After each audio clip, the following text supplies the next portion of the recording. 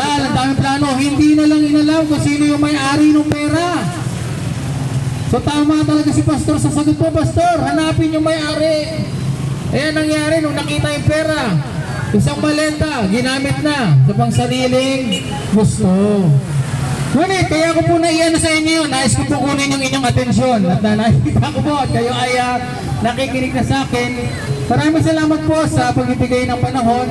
Ang mga tindera natin, mamaya ipag-pray natin ang inyong mga tinitinda ay ito ay ingatan ng ating Panginoon at marami ang mga customer na bumili sa inyong negosyo. Cover with the most precious blood of the Lord Jesus Christ.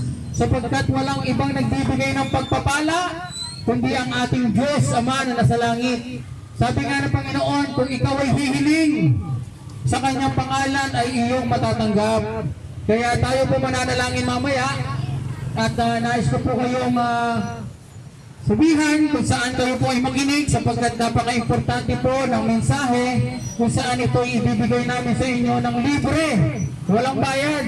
Hindi po kami manghihingi ng mga basket o may supot o plastic kami, ay hindi kami manghihingi ng pera.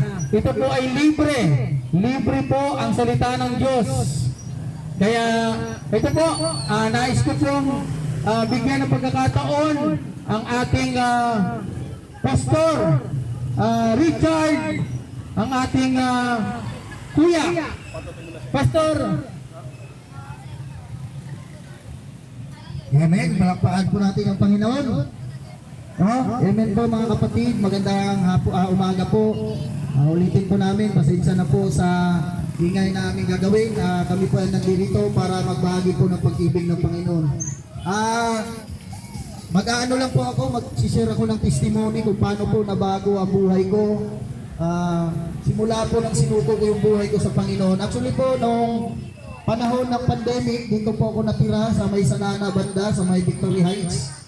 Ang buhay ko po noon, hindi po nyo natatanong, may share ko lang po, dati po akong may negosyo sa Commonwealth po, saka yung mga office ko ay Luzon, Visayas, Mindanao. Ngayon po, nung kumita ako, nagkamali po talaga ako sa idea ko na sinunod ko lang yung sarili ko na magaling ako.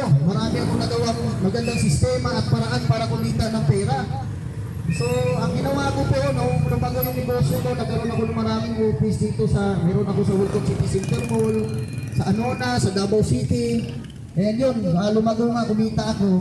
Sa pag-aakala ko na yung ginagawa ko ay magaling ako, sinunod yung sarili ko, ang ginawa ko, naghanap pa ako ng